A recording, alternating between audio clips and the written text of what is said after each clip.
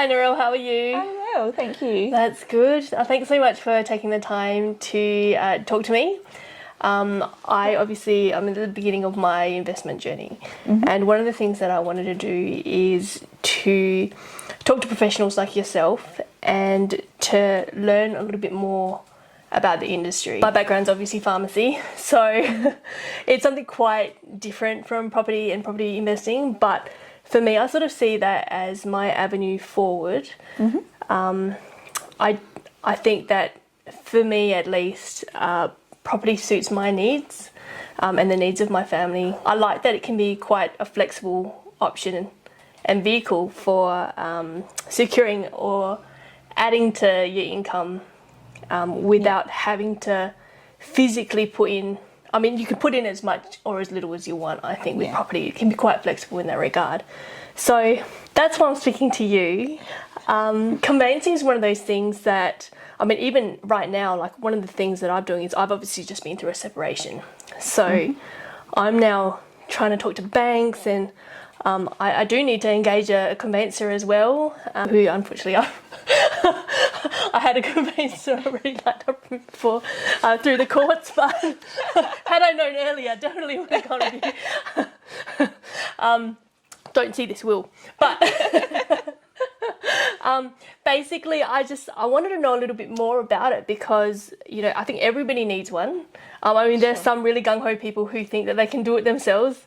But from what I hear, it's quite a scary process and there's quite a lot involved, and I don't think people really understand or realise how much is involved in it. So I'd love to know a little bit more about yourself. Sure.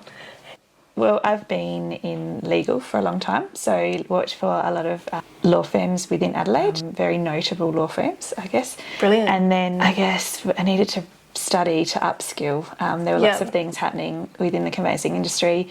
There's been a lot of changes in the last few years, so a lot of it's gone electronic now. Yeah. And you really were unable to continue to practice without having proper qualifications. Yeah. So in those sorts of situations, there were a lot of law clerks and paralegals that were doing the work. But now to be able to sign off on settlements, you actually need to be a qualified conveyancer to be able to do that. So, or a lawyer. And so that's kind of pushed me to get my qualifications as well, and to make sure that that's all up to date. So I embarked on study about 6 years ago, just to finish what I had started a number of years earlier before I'd had a family. So, and then from that started a business. So that's awesome. No, that's cool. Very exciting for us. Yeah, totally. It's awesome. A big venture forward, you know, like, a lot of time and investment and that sort of thing. But, you know, I know you, I know your family, you know, and I just think, you know, definitely you'll get there for sure. I just think, it'd be great. I've been told it takes 7 years to build a conveyancing business from scratch. Yeah. So, and we're sort of partway through that process. Yeah.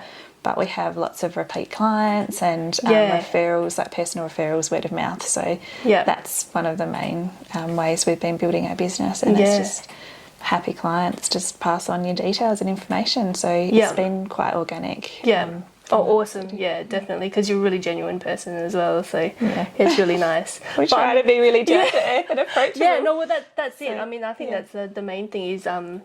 you know, even with something like conveyancing, I mean, definitely in pharmacy, you know, your approachability is something that, you know, people really want to be able to connect with you. And I think that definitely for me, when I've bought properties in the past and I have, you know, better times being able to do that, I have to admit that I think I only met my conveyancer once. Yeah. Which was quite interesting. So it was something that was like a person that was recommended by, I think, my real estate agent at the time. Yes. Sort of went through. I think I had one phone call, which was like, hi, I'm your conveyancer, going to send you through some documents. If you could just have a look through and just sign it. Thanks very much. So I'd sign it, and then I sent it back, and then that would be it. Yes.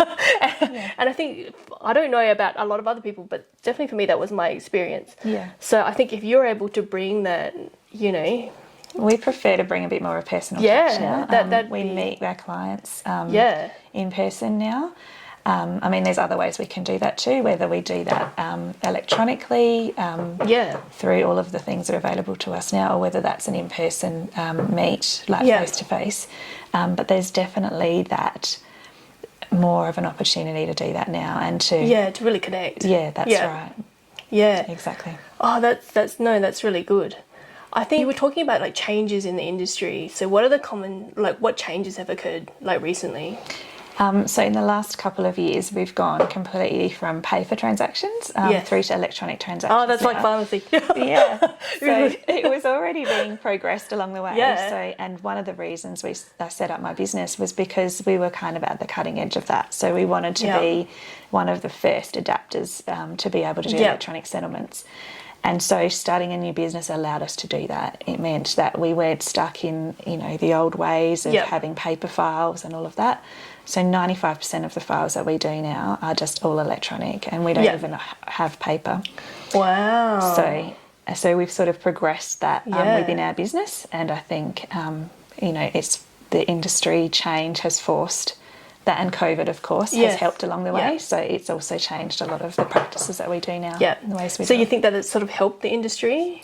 It hasn't been... there's probably it's pros and cons. exciting for me because I've been a big believer in the fact that when you're working in a job that you should be able to have flexibility to be able to run and work when you're available to work and what best suits you and your family and your situation.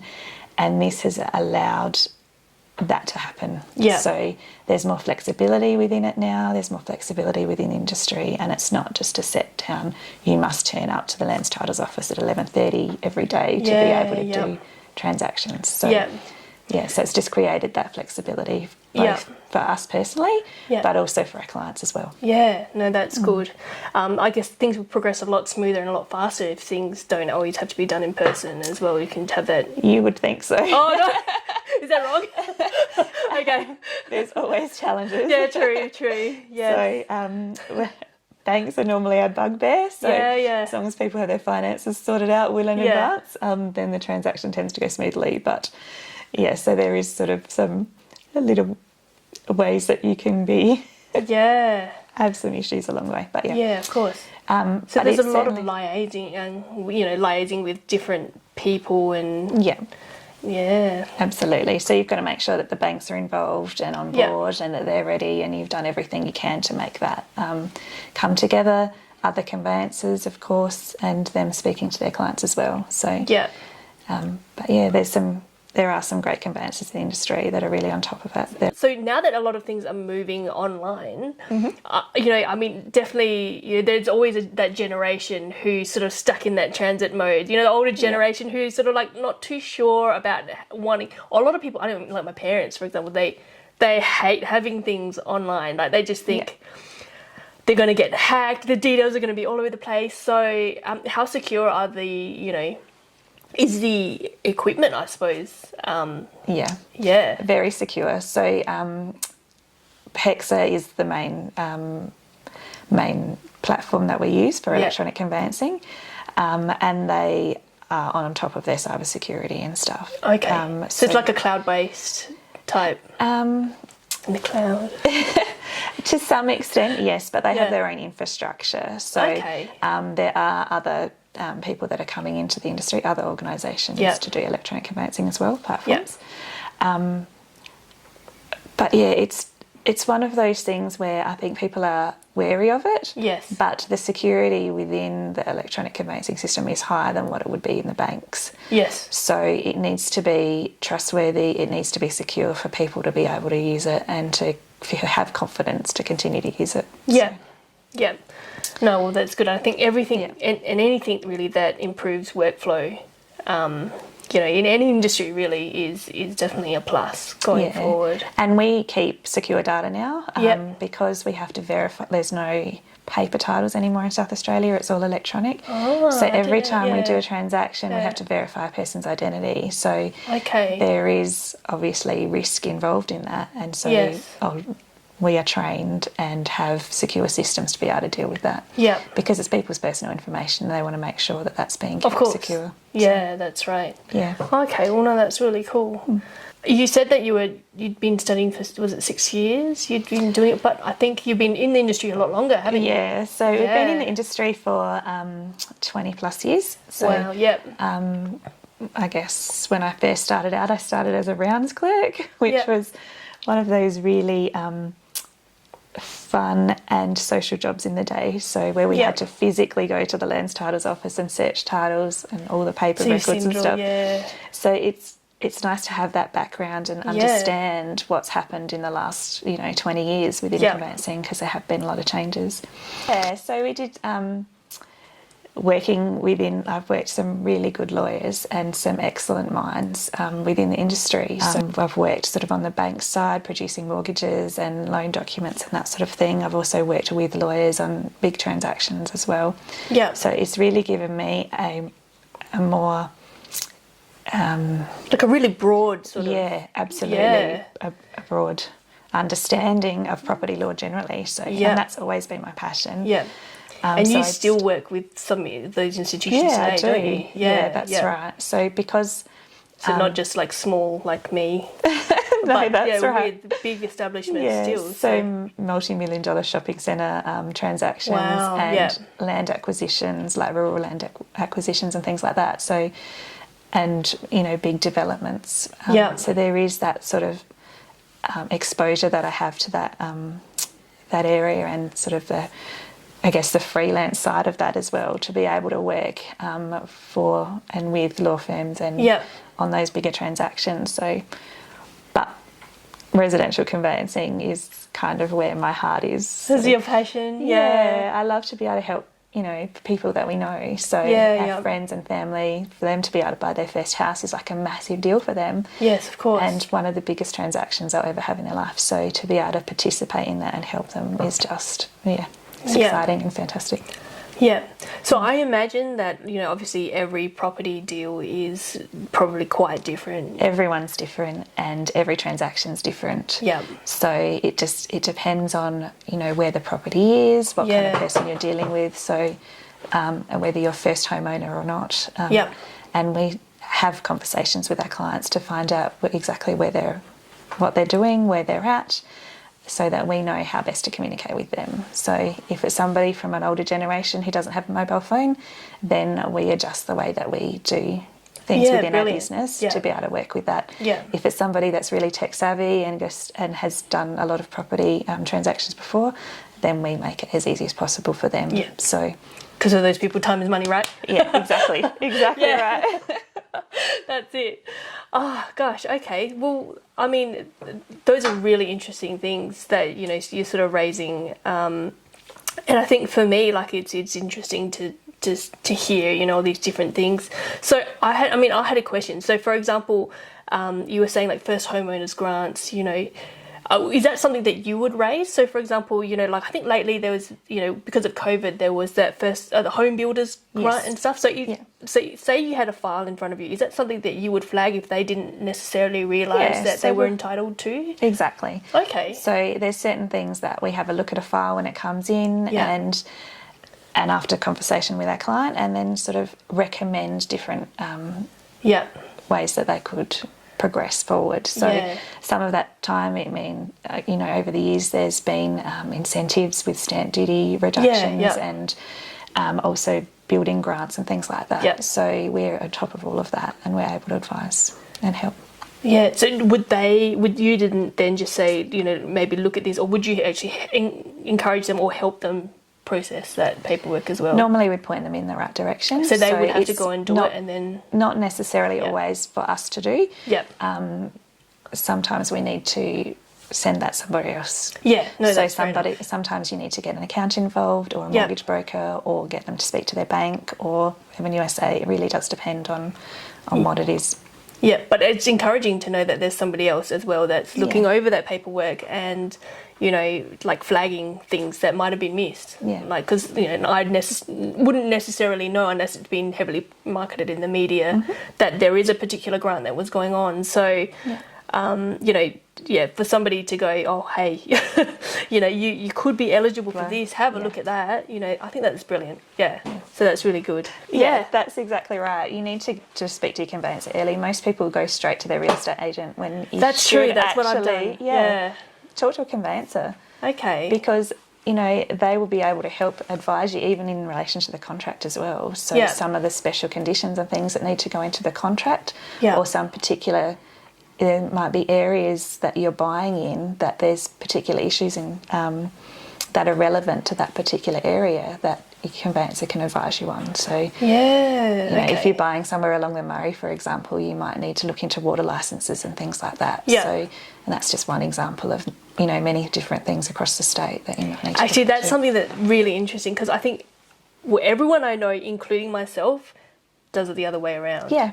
Would you find that? Would you say that that's accurate? Yeah. So I'm not just the only one that's sort of randomly doing things the wrong way, because I'm good at that as well. And most people accept a recommendation from their real estate agent, which is great if you're working for the vendor. But if you are purchasing a property, it really is important for you to get your own advice, own independent advice, so that you have somebody working for you on your side. Yeah. Because at the end of the day, the real estate agent is working for the person selling the property. Yeah. So, and they're looking after their best interests. So you need someone to look after yours. So also, going on from that, then you'd probably say that sharing a conveyancer with the seller of the property would probably be a no-no.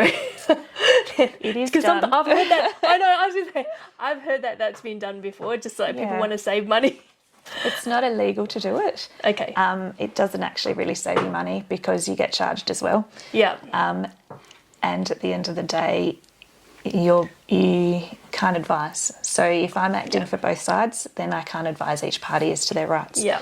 And as soon as you start to do that, there becomes a conflict of interest. Yeah. So if you're purchasing, then it's definitely a really good idea to get your own person involved. No, that's really interesting. Are there any other things that, as a conveyancer, you'd say for a real estate investor or buyer not to do? Like, just like, other than obviously, you know, trying to save money, because that's what I would do. Make sure you have your conveyancer look over your contract before you sign it. So many times when we get clients that have already signed the contract, they've already been served the Form 1 and their calling off period's already finished. Yeah. And for a purchaser, you really need to speak to a conveyancer. If you haven't before you sign the contract, make sure you do before your cooling off period finishes. Okay. Yep. Because if there is anything that your conveyancer could highlight within that might be an issue, then you really do limit your options if you haven't done that within the cooling off period. Yeah, right. Like I was, because I don't know if you know, but just because I'm starting on this property investing journey, I've actually gone out and I've started a mortgage broking license. And I've actually done that because I wanted to understand the finance part of it as well. Yeah. And in one of the case studies that I'm doing in one of my assignments, had this example of a migrant that had come over from overseas, had been sold land which was Crown property. Right. It had some existing dwellings on there, but they were illegally built. Yes. And that wasn't properly communicated to the buyer when they, you know, signed the contracts and wanted to proceed with the, the purchase. And it was only after that situation, that he got a notification to say, look, you've got to tear down those buildings. Yeah. And obviously, they bought it as an investment, so that would have been a big blow to them. So, obviously, I mean, that would be something that the conveyancer... Yeah, so that information probably was, could have been buried within a Form 1 document. Yeah. The one we reviewed the other day was 393 pages, so most people just don't understand what that is and where to find the information that they need. So we can highlight what that is and, the bits of information that you as a purchaser are going to want to know. Yeah. Because sometimes they're deal breakers. Yeah, so, well, that's it. Yeah. Oh, yeah, I bet that migrant would have not gone down that path if they'd known that. And it also means they can't insure the property either. So things like that, make sure that your additions and dwellings have been approved by council because it does have, ramifications. So, right. Yeah. No, that's really interesting. Mm. So is it worth me then having a discussion with you, for example, or, with my conveyancer to say, look, I'm thinking of investing in these particular areas, getting your opinion on it and getting a general idea of what to invest in and what to look for? Yeah. So what we would be able to add to that, Yeah. because it's always about value adding, that's what you're after, Yeah. is more from your conveyancer and more from your professional. You want that extra little bit of advice. Yeah.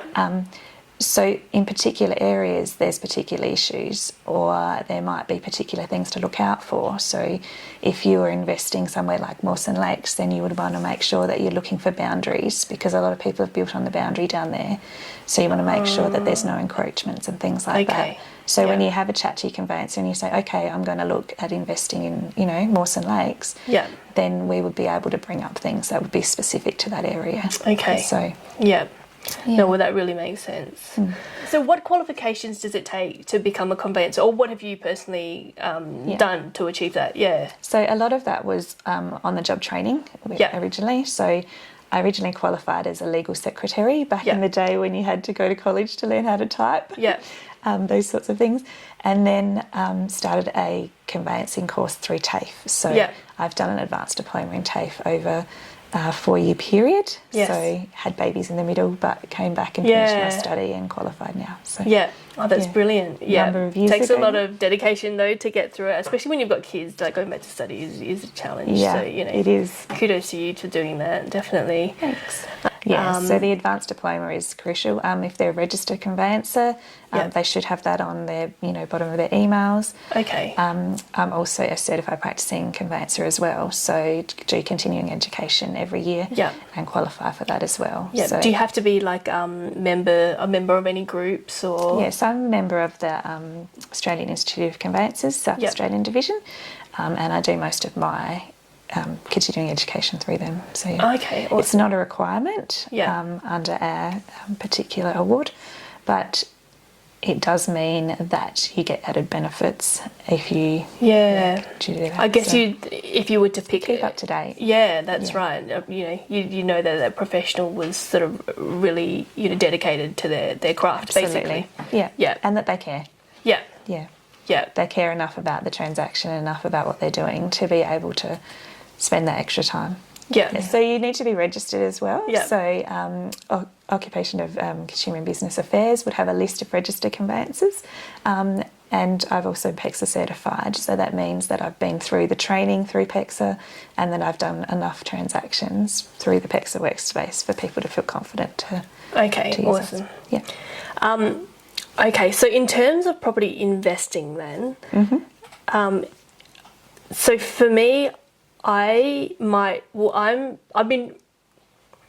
hoping and I've been reading a lot about people getting really creative with property, and I think property investing, you know, there's obviously the really traditional transactions in terms of, you know, you go out, you see an ad on, you know, realestate.com or domain.com or something like that, you go out, you know, you look at the house, you submit an offer, and, you know, I think that's generally, or either that or an auction is generally how people would, you know, traditionally purchase property.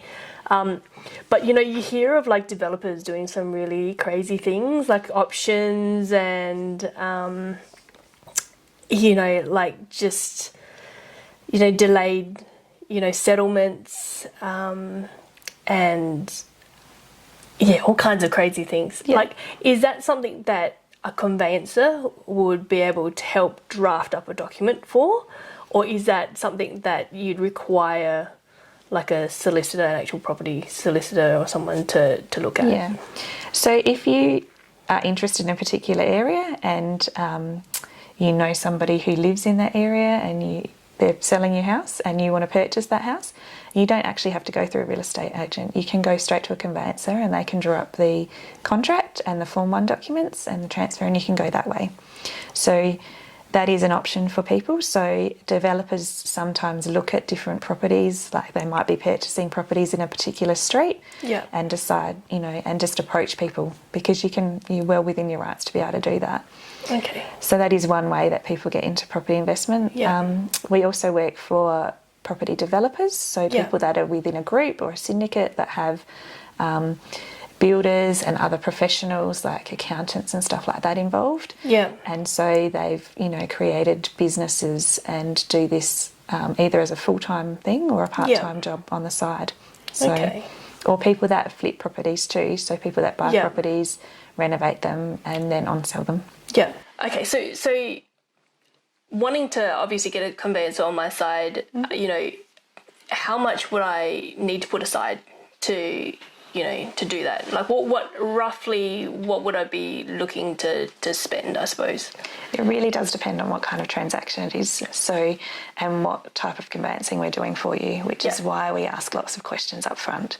So if it's normal residential conveyancing and it's a very straightforward transaction, then we would have a set price for that. Yeah.